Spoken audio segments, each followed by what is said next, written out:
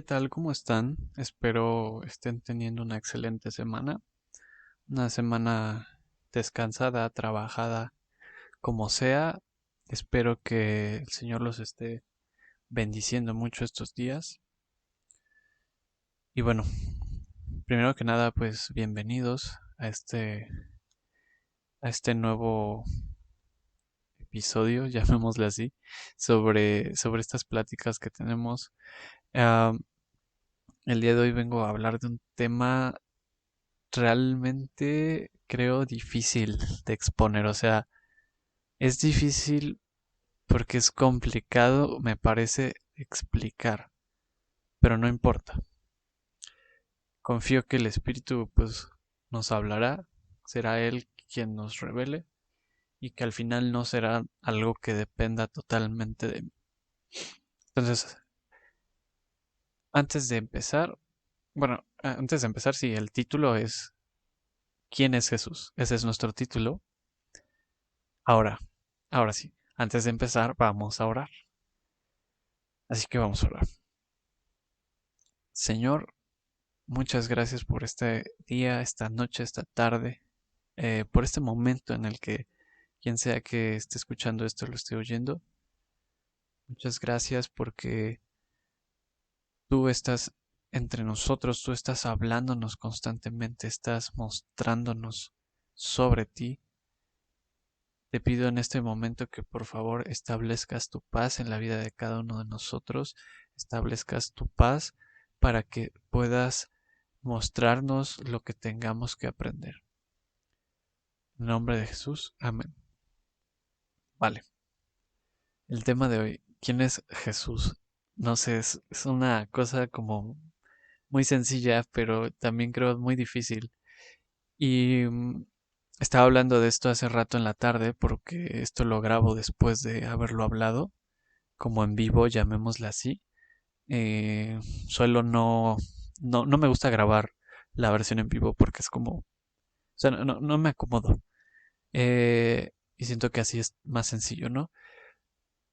Entonces estaba hablando hace rato de eso y lo que sucedía era que me daba cuenta después de acabar de leer, de exponer esto, que es un tanto largo. Entonces voy a mencionar primero a qué quiero que lleguemos y como cosas muy generales y ya luego lo vamos a desarrollar. Es decir, les voy a como poner un poco, no del todo, pero más o menos unas conclusiones al inicio y luego las desarrollamos para que se entienda qué estamos haciendo y no tanto como que estamos divagando y simplemente saltando de versículo a versículo sin sentido. Vamos a tener primero que nada una introducción, ¿ok? La introducción va a abarcar como un tanto hablar sobre quién es Dios, quién es Jesús. Vamos a hablar un poco sobre la creación del mundo. También vamos a hablar sobre el pecado, qué es el pecado. Vamos a hablar sobre cómo se obtiene la salvación del pecado. Y también vamos a hablar si es que Dios había contemplado el pecado desde un inicio o simplemente fue como un asunto plan B. O sea, es decir, fue algo que no sabía que iba a pasar. Luego vamos a entrar en un desarrollo y en este desarrollo vamos a contrastar dos pasajes bíblicos que se encuentran uno en el Antiguo Testamento y otro en el Nuevo Testamento. Vamos a ver un tanto diferencias y una que otra similitud para finalmente llegar a la conclusión donde pues vamos a cerrar todo. Ahora, parte de las conclusiones, porque vamos a entrar de inicio diciendo la respuesta de quién es Jesús, como mencionaba. Primero decimos eso y luego desarrollamos, ¿va? ¿Quién es Jesús? Es algo que me parece es una persona que está tal vez en el colectivo social, ¿no? Está en la mente tal vez de muchas personas en nuestra cultura, seamos creyentes o no creyentes, seamos estudiosos o no estudiosos de la palabra, todos creo hemos oído de esta persona Jesús, de este hombre judío que nació hace 2000 años aproximadamente y que pues estuvo en la tierra, que armó como una clase de alboroto en la sociedad de su momento, luego murió, se dice que resucitó y se desapareció, se fue al cielo, ¿no? Es lo que dice la Biblia. Ok, eso es como lo que todos sabemos, me parece. También podemos identificarlo como Jesús, la escultura, la estatua de la persona que está crucificada, que tiene como unos harapos por ropa y está en las iglesias, ¿no? Esos podrían ser tal vez las maneras más generales en las que creo todos identificamos quién es Jesús. Y es en parte es verdad. O sea, sí, Jesús, de entrada, Jesús era Dios mismo. Ahora, Jesús era Dios mismo, sí. Era también Dios hecho hombre, es decir, Dios se había hecho humano, específicamente hombre. Algunos le llaman también que Jesús es el segundo Adán. Eso es un tema que no vamos a abundar, pero también lo pueden mencionar así. Algunos dicen que Jesús es un maestro, otros que Jesús es un amigo. También que Jesús es un salvador. Eh, y dejen encuentro otra parte, aquí está. Y también lo siguiente, que Jesús es Dios mismo, pero un Dios que se despojó de sus características que lo definían como tal, ¿no? Es un Dios que se decidió a amar sobre cualquier otra cosa, o sea, escogió amar antes de hacer alguna otra acción. Es un Dios que decidió morir para salvar y es un Dios que se despojó de su belleza también. Es un Dios que básicamente se hizo humano, se hizo igual a un humano. Eso es, digamos, las conclusiones generales de quién es Jesús, son las respuestas de quién es Él. Pero lo mencionaba hace rato, simplemente son nombres, no son títulos, son maneras de definir. Y ahora, aquí antes de empezar a desarrollar todo, quisiera decir algo que siempre digo, y es, ahorita solamente vamos a tocar unos puntos, vamos a desarrollar unas cosas muy específicas, pero no se queden con esto, no se queden con lo que yo les diga, siquiera, ni siquiera me crean. Suena extraño, pero ni siquiera me crean, vayan y corroboren, comprueben que lo que yo les estoy diciendo es verdad. A eso me refiero. Entonces, no nos quedemos con esto y abundemos, porque la verdad es que responder quién es Jesús de manera más abundante, más profunda, es algo muy difícil. Y no es algo que simplemente se pueda englobar en palabras, en frases, que a lo mejor son acertadas, ¿no? Como las que estuve mencionando. Sin embargo, hasta que no conozcamos a Jesús, así como nosotros, no sé, conocemos a nuestros padres, conocemos a nuestros amigos, hasta que no lleguemos a un nivel similar de cercanía, entonces no vamos a poder saber del todo qué es la respuesta, quién es Jesús, y no vamos a poder comprender del todo estas frases que estuve mencionando. Vamos a entrar al desarrollo entonces. Ah, estuvo largo esto, estuvo largo. Perdón, perdón que me alargue. Voy a procurar hacerlo preciso. Introducción. ¿Quién es Jesús? Ya dijimos todas las frases que había dicho. Aquí simplemente lo nuevo. Jesús es igual a Dios. Es Dios mismo. ¿Ok? Tenemos varios pasajes de la Biblia. Los voy a mencionar. No todos los vamos a leer. Pero, por ejemplo, ¿cómo comprobar que Jesús es Dios? O sea, hay un montón de pasajes en la Biblia que lo comprueban, pero hay unos muy claros que me agradan. Uno lo vamos a leer al final de todo y otros los menciono. El que vamos a leer al final es Juan 14 del 1 al 11. Y las citas en las que me voy a enfocar ahorita son Juan 1 y Génesis 1. En Juan 1 y Génesis 1 se menciona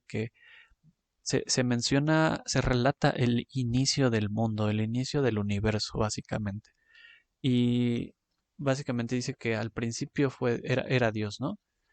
Era, y en Juan nos lo mencionan igual, solamente que nos dicen en el principio era el verbo y el verbo era con Dios.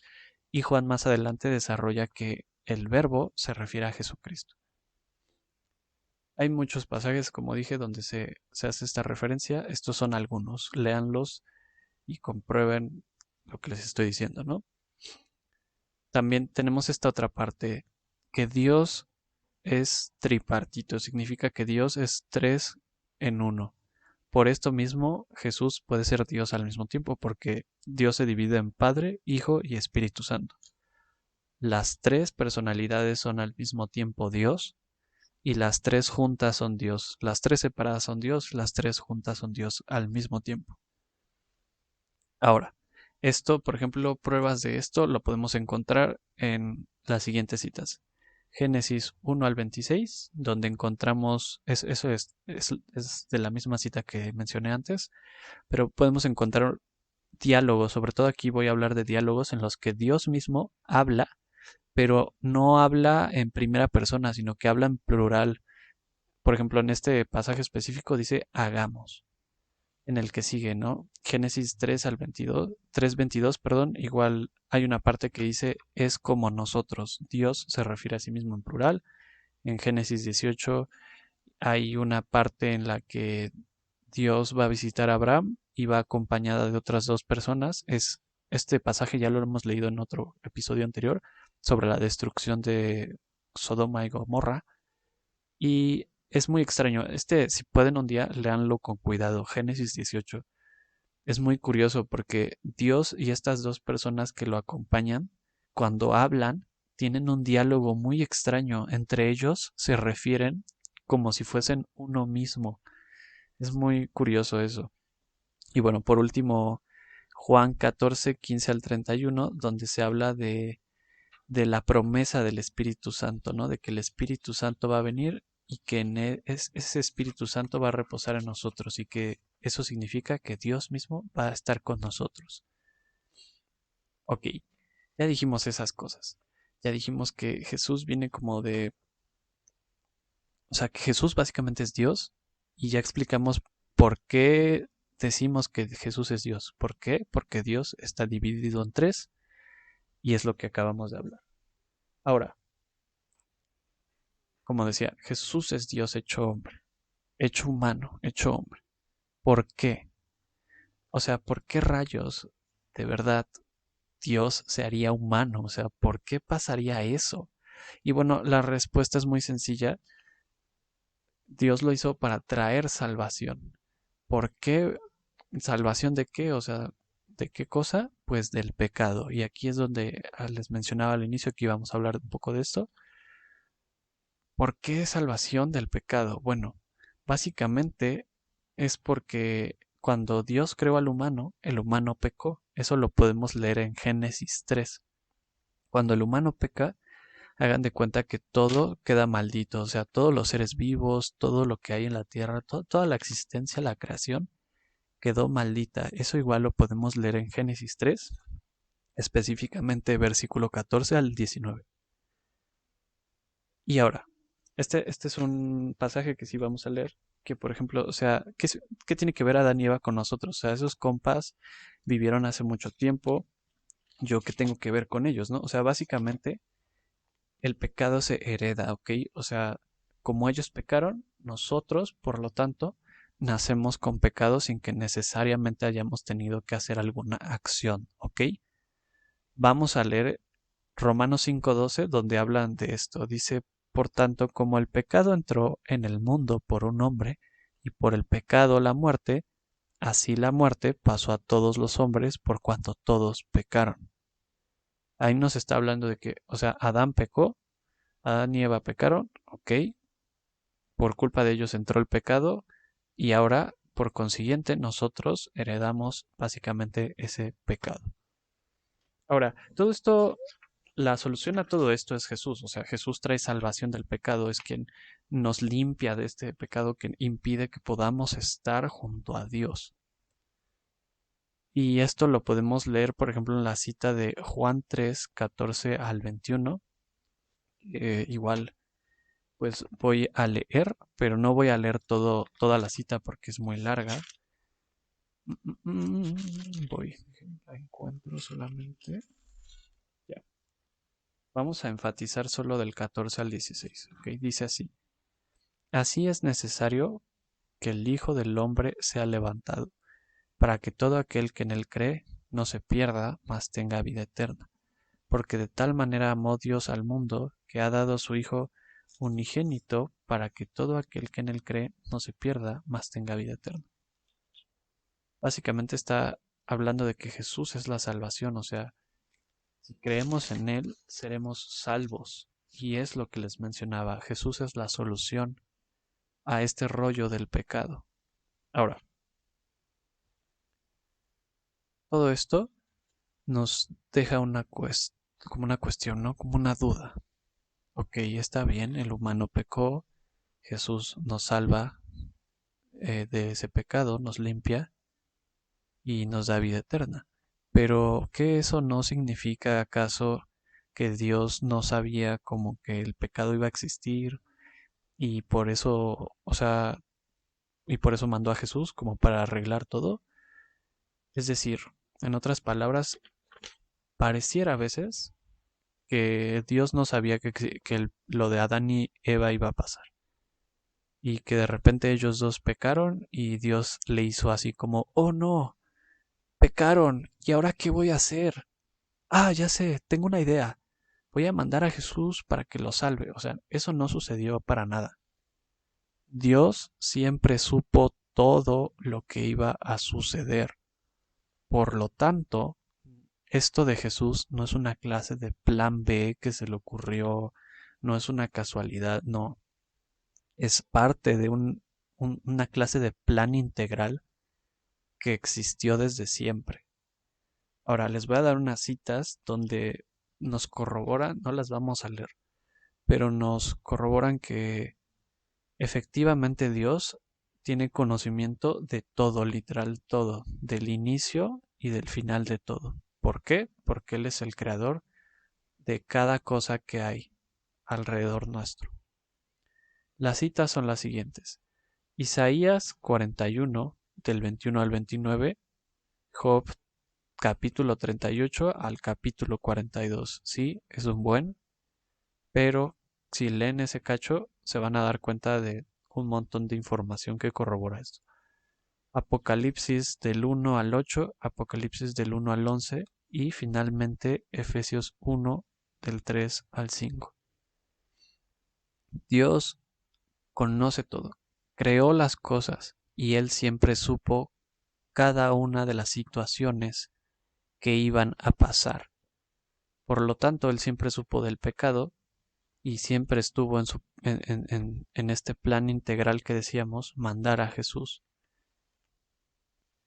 Ahora, ya dijimos todo esto, ya hablamos de todo este rollo que les mencioné que íbamos a hablar como manera de introducción para entender por qué, quién era Jesús, ¿no? O sea, cuál era su papel.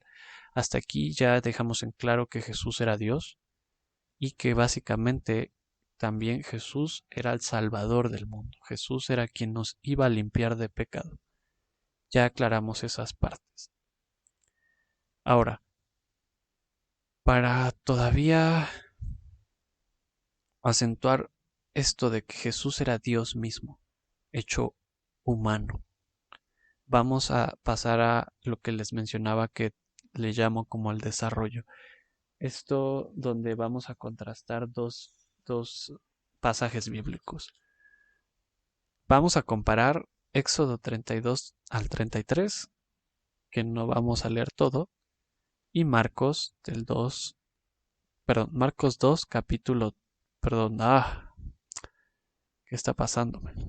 Disculpen, Marcos capítulo 2, versículo 13 al 17.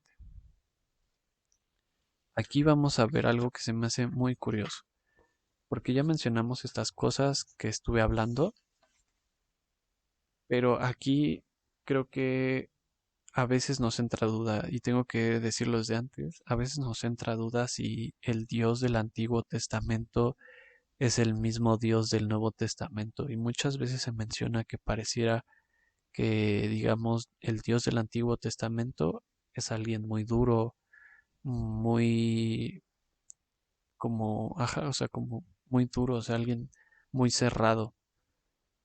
Y si lo comparas con el Dios del Nuevo Testamento, parece que el del Nuevo Testamento es casi, casi como amor y paz, ¿no? Como no pasa nada, no te preocupes, etcétera. O sea, es muy extraño.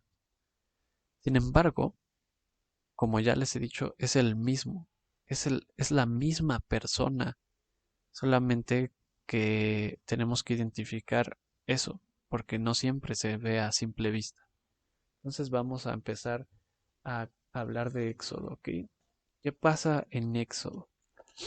Pues bueno, como contexto, básicamente en Éxodo 32, el pueblo de Dios casi hace no mucho había salido de Egipto y cuando salieron de Egipto, Dios hablaba con Moisés en un monte que se llamaba el monte Sinaí y mientras Dios hablaba con Moisés, el pueblo esperaba abajo del monte. Ahora, Moisés se tardó tanto que el pueblo pensaba que Moisés se había muerto, entonces decidieron hacer una locura. ¿Cuál fue esa locura? Básicamente hicieron un ídolo, hicieron un falso dios en forma de becerro y era de oro y empezaron a adorarlo, ¿ok? Entonces pasaron un montón de situaciones por culpa de eso y después nos encontramos en Éxodo 33, que es lo que literal sucede despuesito de esto. Y es un diálogo entre Dios y Moisés. Sí, entre Dios y Moisés. Pensé que había dicho algo, un nombre mal, pero es un diálogo entre Dios y Moisés. Y básicamente cuando nosotros leemos este pasaje, nos vamos a dar cuenta de las siguientes características de Dios. Podemos ver un Dios santo, un Dios que es tan santo que nada impuro, es decir, nada con pecado, se le puede acercar, o sea, nada puede estar delante de él. Por ejemplo, es un Dios también, o sea, sobre esto mismo que dije, es un Dios que no puede estar en contacto directo con su creación. ¿Por qué? Porque si lo hace, todos morirían. O sea, literal, si nosotros nos pusiéramos enfrente de Dios en este momento, moriríamos. ¿Por qué moriríamos? Porque es santo. O sea, Dios es tan santo y nosotros, como mencionábamos al inicio, estamos tan llenos de pecado que simplemente estar ante su presencia, ante su santidad, nos destruiría de tan potente que es eso. Es como, digamos, ¿a qué lo compararemos? Es como si te pusieran a cargar una roca gigante, literal una roca, digamos, de 4 por 4 metros, ¿va? Y te la ponen y la tienes que cargar y te la ponen sobre ti, pues obviamente te aplastaría, es demasiado para ti. Y así con Dios, es demasiado y uno muere básicamente. Entonces, nos encontramos con que la presencia de Dios, si leemos estos pasajes, no estaba todo el tiempo con el pueblo, no estaba todo el tiempo con ellos y, y simplemente como que los visitaba de vez en cuando, ¿ok? Lean por favor este pasaje, es muy interesante, por cuestión de tiempo no lo voy a tocar tanto porque es muy extenso, pero a manera de resumen de este pasaje para pasar al siguiente, vemos un Dios muy santo, un Dios que no puede estar en contacto con su creación porque si no su creación se muere. Ahora, ¿qué sucede en el siguiente pasaje? Marcos 2 del 13 al 17. Este sí lo vamos a leer. Quiero que nos enfoquemos sobre este. Y básicamente lo que sucede aquí se me hace muy interesante porque es totalmente diferente, entre comillas, ahorita vamos a ver que no del todo, pero es muy diferente a lo que sucede en Éxodo. En comparación de Éxodo y de lo que mencionamos hace rato, aquí encontramos a Jesús, que como ya mencionamos, Jesús es Dios mismo. Entonces encontramos a Jesús que se empieza a juntar con gente pecadora y gente excluida socialmente. es decir, que eran mal vistos por la sociedad y por tanto no, o sea, los hacían a un lado, por así decirlo. Y vemos a Jesús y entonces nos contrasta, nos choca porque decimos, ¿cómo es posible que el Dios del Antiguo Testamento, que tenía estas características que mencionamos, es así? O sea, ¿cómo es que ahora es así? ¿Por qué cambió? ¿Por qué ahora si acepta estar con gente que no debería estar con él? Pero ahorita lo explicamos. Vamos a leer ese pasaje. Solo déjenlo encuentro. Aquí está. Vamos a leer. Dice Marcos 2 del 13 al 17. Después volvió a salir al mar y toda la gente venía a él y les enseñaba. Es decir, habla de Jesús, ¿ok? Y al pasar vio a Leví, hijo de Alfeo, sentado al banco de los tributos públicos y le dijo, sígueme. Y levantándose le siguió. Aquí vemos una persona que estaba en, en los bancos de los tributos, de los tributos públicos, es decir, donde pagaban impuestos básicamente. Y la gente que pagaba, o sea, que cobraba los impuestos eran personas como muy odiadas, ¿no? Les caían muy mal a las personas por asuntos que tienen que ver con el Imperio Romano y otras cosas. Y porque a veces, pues al cobrar impuestos y la gente no tener con qué pagar, pues tenían que recurrir a préstamos, etcétera. Era una situación muy fea. Pero básicamente Jesús lo ve por ahí. No quiere decir que esta persona fuese un cobrador de impuestos, no se menciona tal cual, pero Jesús lo ve que estaba en ese lugar y le dice, sígueme. Y esta persona que se llamaba Leví, hijo de Alfeo, se levantó y siguió a Jesús. Voy a seguir leyendo. Aconteció que, estando Jesús a la mesa en casa de él, muchos publicanos y pecadores estaban también en la mesa juntamente con Jesús y sus discípulos, porque habían muchos que le habían seguido. Es decir, Jesús estaba como con lo peorcito de la sociedad y todos estaban comiendo. ¿Por qué? Porque estas personas habían seguido a Jesús, o sea, habían seguido a Jesús hasta allá y ahora estaban comiendo. Sigo leyendo, y los escribas y los fariseos, viéndole comer con los publicanos y con los pecadores, dijeron a los discípulos, ¿qué es esto que él come y bebe con los publicanos y pecadores? Y ahora, ¿quiénes eran estas personas? ¿Quiénes son los escribas y fariseos? Bueno, eran unos religiosos que seguían la ley y otras costumbres que no tenían, o sea, costumbres que Dios no les había dicho, pero eran personas muy religiosas, o sea, muy religiosas. Y lo podemos ver con esto de que se refiere a las personas con las que estaba Jesús como los pecadores, ¿no? O sea, como, ay, aléjate de mí porque, o sea, yo soy santo y tú no eres santo. O sea, como algo así, ¿no? Gente muy religiosa. Ahora, voy a retomar, voy a leer un poquito donde me quedé y sigo leyendo. ¿Qué es esto? Perdón, dijeron a los discípulos, ¿qué es esto que él come y bebe con los publicanos y pecadores? Al oír esto Jesús les dijo, los sanos no tienen necesidad de médico, sino los enfermos. No he venido a llamar a justos, sino a pecadores. No sé, wow, me encanta este pasaje.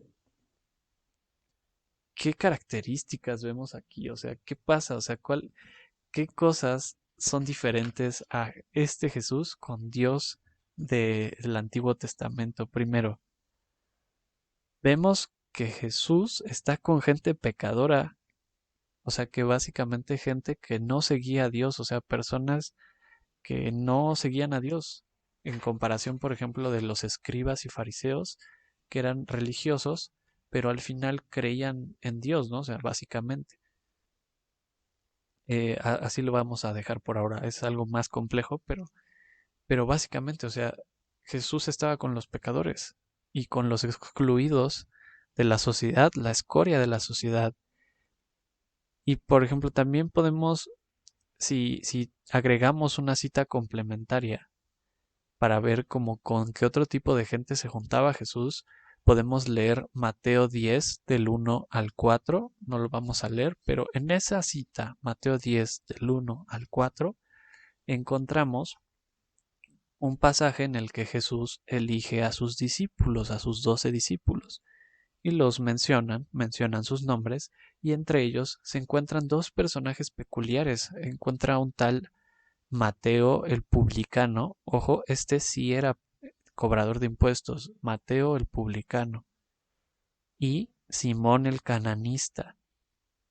Un cananista era una clase de, bueno, más adelante, según tengo entendido, se hizo una secta, pero en los tiempos de Jesús al parecer era una corriente de pensamiento y eran este tipo de personas que seguían esta corriente de pensamiento que estaban en contra del Imperio Romano, que era el que gobernaba la zona donde vivía Jesús, ¿no?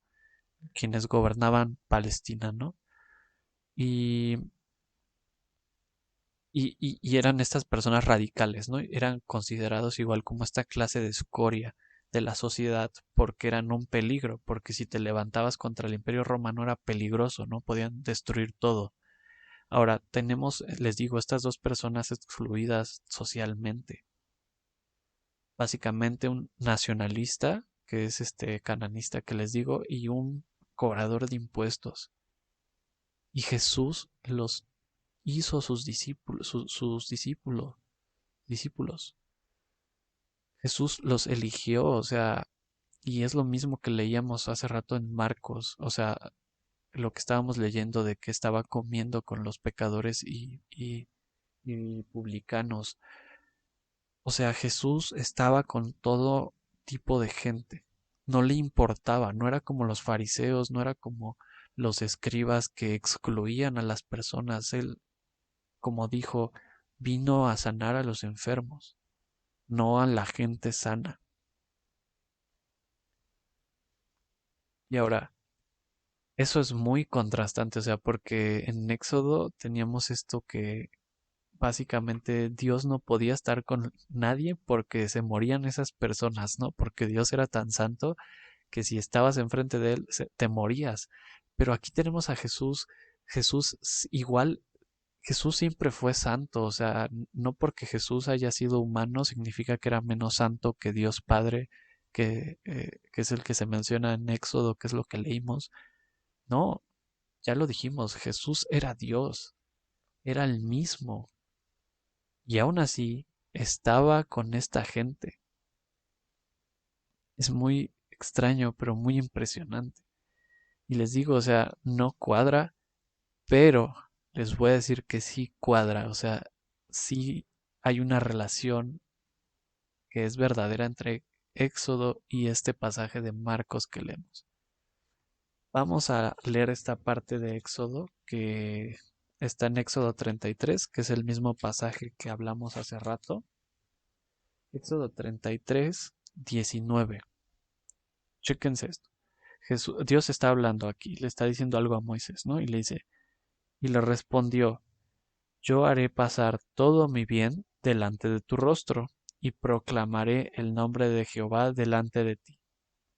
Y tendré misericordia del que tendré misericordia, y seré clemente para con el que seré clemente.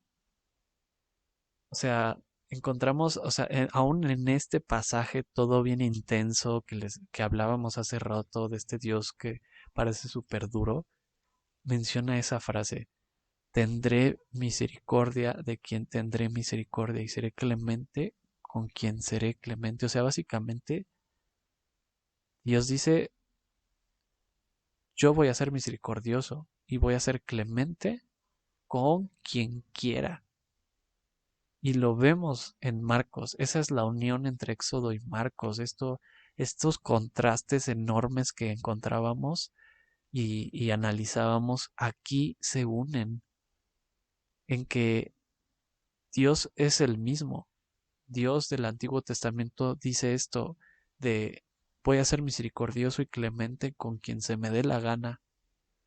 Y es el mismo Jesús, es decir, es la misma personalidad, la misma actitud que tiene Jesús al estar con la escoria de la sociedad y con la gente pecadora. Es lo mismo. Y ahora, para seguir complementando, me parece que era el episodio anterior, la plática anterior, en la que hablábamos de la mujer samaritana y leíamos esta cita que hablaba de los adoradores en espíritu y en verdad. Y esto también se refleja en la actitud de Jesús. Esto igual se refleja en la personalidad de Jesús como Dios, o sea, de esto que estamos mencionando, ¿no? Está esta cita en Juan 4, del 23 al 24. Y creo que esto explica un tanto por qué Jesús estaba con esta gente, o sea, por qué Jesús se acercaba a ellos, más allá de que estas personas necesitaban ser sanadas, salvadas, aún así, creo que esto lo explica. Vamos a leerlo. Juan 4 del 23 al 24. Dice, mas la hora viene y ahora es cuando los verdaderos adoradores adorarán al Padre en espíritu y en verdad, porque también el Padre tales adoradores busca que le adoren. Dios es espíritu, y los que le adoran en espíritu y en verdad es necesario que adoren. Aquí, o sea, es que es impresionante, de verdad. Créanme que si yo pudiera agarrar un cacho de mi mente y pasárselas a ustedes, lo haría, pero bueno, eso no es posible, ¿no? Pero que el espíritu nos muestre, pero esto se me hace increíble, me emociona, porque, o sea, Jesús está diciendo, hay un tipo de gente que busca a Dios, hay un tipo de gente que adora a Dios, y lo hacen de verdad, lo hacen con toda la intención. No son personas que lo hacen por obligación, que lo hacen por que están en una religión, porque, no sé, sus familiares lo hicieron toda su vida y por tradición solo lo hacen. No, sino que con toda la intención de su ser lo llevan a cabo. Y Jesús menciona en este pasaje, va a llegar un día en el que estos adoradores en espíritu y en verdad, que así les denomina, adorarán al Padre. Y el Padre los está buscando, o sea, Dios está buscando a esta gente. Y esta gente es necesario que adore al Padre. Y siento que Jesús es lo que hacía, es lo que Jesús hizo, es lo que Dios, el Espíritu Santo hace hoy en día. Nos busca y nos hace llamar adoradores en espíritu y en verdad, incluso si nosotros no tenemos idea, ¿no? O sea, incluso si nosotros, no sé, estamos muy alejados de Dios, no importa, Él nos llama así y nos busca, como dice en este versículo que leímos, que el Padre busca a estos adoradores. Y Jesús hacía eso. Jesús estaba con estos publicanos, con estos pecadores, y a lo largo de todos los evangelios de Mateo, Marcos, Lucas y Juan, que son los libros que relatan la historia de Jesús, podemos encontrar eso, podemos ver a Jesús acercándose con quien sea. ¿Por qué? Porque Él buscaba a esos adoradores en espíritu y en verdad. Y es lo mismo de que leíamos en Éxodo, porque Él se muestra misericordioso y clemente con quien Él quiere. Como dije, a lo mejor nosotros no estamos como así en la misma, en el mismo pensamiento que Dios, ¿no? O sea, a lo mejor nosotros no nos estamos considerando como Él nos considera, como Él nos llama, pero aún así a Dios no le importa. Él se muestra misericordioso y clemente con quien quiere, y lo hace. Nos busca, nos encuentra, nos toma, así como a Leví en esto que leíamos en Marcos, que le dijo, sígueme, y Leví lo siguió, o sea, ni siquiera lo pensó dos veces, dice que solo lo siguió, o sea, dejó todo y lo siguió. Y así es Dios con nosotros. Ahora, ya habíamos hablado del inicio para ir concluyendo. Al inicio habíamos mencionado estas conclusiones y habíamos dicho que básicamente Jesús era Dios. Jesús es Dios. Es el Dios que se hizo humano para traer salvación. Es el Dios que se hizo igual a nosotros para poder estar en comunicación con nosotros, para poder salvarnos, para poder mostrarse a nosotros cómo era realmente. Porque, o sea, imaginemos, o sea, cómo rayos íbamos a conocer a Dios si Él se quedaba como en Éxodo, ¿no? O sea, léanlo por favor lo de Éxodo 33, pero menciona la Biblia que, o sea, Dios bajaba en una nube, bajaba en una columna de fuego y ya hablaba con Moisés. Imagínense que eso se hubiera quedado así. ¿Cuándo íbamos a entender? ¿Cuándo íbamos a conocer a Dios mismo? No lo sé. Tal vez sería posible, pero no tengo idea. No fue así. Y en vez de que quedase esa dinámica, Dios mismo vino con nosotros. Dios mismo se hizo humano. Ahora, para concluir, terminar, me gustaría leer un último pasaje antes de orar, pero también quisiera, perdón, tantos antes que menciono, pero antes de hacer todo eso, motivarnos y decirles, o sea, no puedo yo comunicarles todo lo que sé de jalón. Es imposible, por ejemplo, que yo hable de todo esto en, no sé, en menos de una hora, en menos de media hora. Son cosas que cada uno de nosotros tenemos que vivir, son cosas que cada uno de nosotros tenemos que emprender, entender, buscar. Y antes de leer esto y de orar, quisiera decirles, recuerden que todo aquel que busca encuentra. Y eso es algo que menciona Jesús mismo refiriéndose a Él mismo. Si nosotros lo buscamos, lo vamos a encontrar. De eso no lo duden. Ahora, voy a leer este último pasaje que, ¿dónde está? Se encuentra en Juan 14, del 1 al 11. Juan 14, del 1 al 11. No se turbe vuestro corazón. Creéis en Dios, creed también en mí. O sea, Jesús está hablando y dice, no tengan miedo. Si crees en Dios, cree entonces en mí.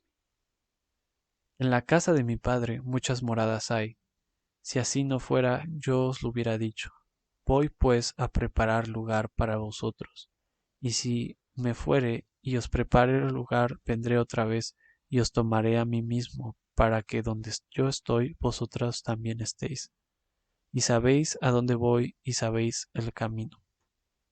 O sea, Jesús estaba hablando que Jesús hablaba de que estaba preparando moradas para nosotros y que se iba a ir y que si nosotros conocíamos a Jesús, sabíamos a dónde iba. Voy a seguir leyendo. Y sabéis a dónde voy y sabéis el camino. Le dijo Tomás, Señor, no sabemos a dónde vas. ¿Cómo pues podemos saber el camino? Jesús le dijo, Yo soy el camino, la verdad y la vida. Nadie viene al Padre sino por mí. Si me conocéis, también a mi Padre conoceráis, y desde ahora le conocéis y le habéis visto. O sea, no más, impresionante. O sea, Jesús aquí dice, le preguntan, ¿cuál es el camino? Y él dice, yo soy el camino, yo soy la verdad, yo soy la vida. Y nadie puede ir con Dios Padre, o sea, al Padre, sino por mí, si no es a través de mí, no puedes llegar. Y luego les dice, si me conocieron, entonces también conocieron al Padre. Y como me conocen, entonces ustedes ya conocen al Padre, ustedes ya vieron a Dios. O sea, básicamente Jesús les estaba diciendo que Él mismo era Dios. Voy a seguir leyendo. Felipe le dijo, Señor, muéstranos al Padre y nos basta. Jesús le dijo, ¿tanto tiempo hace que estoy con vosotros y no me has conocido, Felipe? O sea, Felipe le dijo, muéstranos al Padre y Jesús le dijo, o sea, no manches, he estado tanto tiempo contigo y no me conoces. O sea, Jesús estaba diciendo en ese momento que Él era Dios. O sea, todo este cachote que vamos a leer, Jesús está siempre diciendo que Él es Dios. Jesús le dijo, tanto tiempo hace que estoy con vosotros y no me has conocido, Felipe. El que me ha visto a mí, ha visto al Padre. ¿Cómo pues dices tú, muéstranos al Padre? ¿No crees que yo soy en el Padre y el Padre en mí? Las palabras que yo os hablo, no los hablo por mi propia cuenta, sino que el Padre que mora en mí, Él hace las obras. Creedme que yo soy en el Padre y el Padre en mí. De otra manera, creedme por las mismas obras. ¿Qué significa esto? Ya dijimos, Jesús es Dios y aquí Jesús mismo lo está diciendo ahí. Ahora, nos iniciábamos preguntándonos quién es Jesús y ya creo ya lo dijimos muchas veces que Él es Dios, ¿no? De hecho, lo acabo de decir.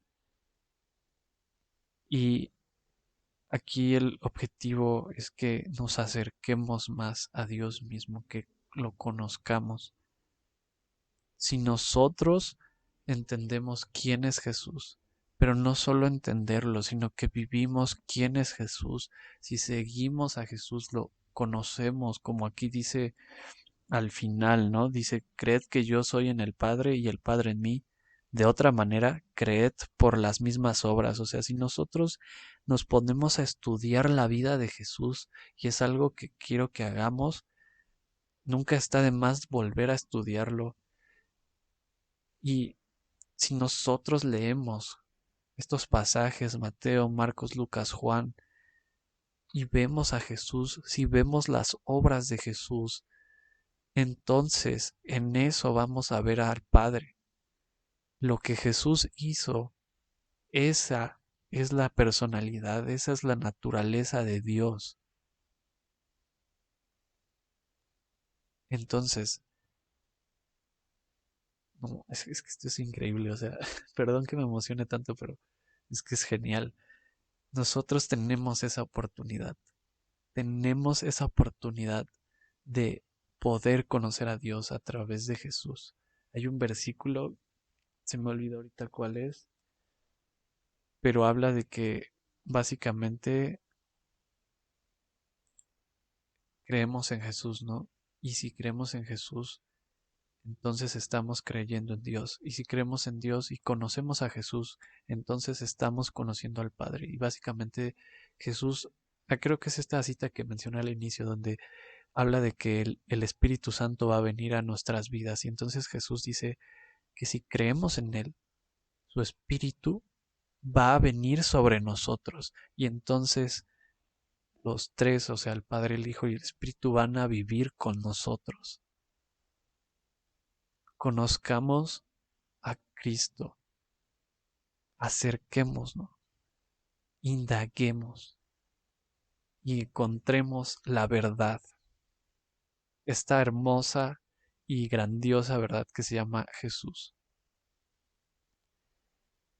Así que bueno, voy a orar. Señor, muchas gracias por esta noche. Ahora es de noche, no sé en qué momento lo escuchen, pero muchas gracias porque te mostraste a nosotros, porque tuviste esa humildad de acercarte a nuestras vidas, dar ese primer paso, amarnos primero, porque nos consideras tus hermanos, tus amigos, porque te hiciste humano y moriste, decidiste morir antes que otra cosa, antes que dejarnos. Muchas gracias por eso, porque si tú no hubieses hecho obras, si no hubieses hecho tus milagros, si no hubieses hecho todas estas maravillas que cuenta la Biblia de ti, entonces no sabríamos quién eres, no sabríamos cómo eres, Dios. Pero es a través de tu Hijo Jesucristo, es a través de ti, Jesús, que comprendemos quién eres en verdad. Y este versículo que siempre menciono, pero que me encanta, que dice tú dices en tu palabra este diálogo que dice, bienaventurado es todo aquel que no haya, que no haya mancha en mí. Que eso se cumpla en nuestras vidas, que busquemos de ti, pongamos a prueba quién eres y podamos decir y afirmar con seguridad que en ti no hay ninguna mancha, que tú eres bueno, agradable y perfecto. Finalmente, Espíritu Santo, llévanos a eso. Tú eres quien mueve nuestro corazón, nuestro ser, nos direccionas a hacer eso, no nosotros, eres tú. Tú eres el que busca a esos adoradores en espíritu y en verdad. Búscanos y encuéntranos y que nosotros te encontremos a ti. En nombre de Jesús, amén.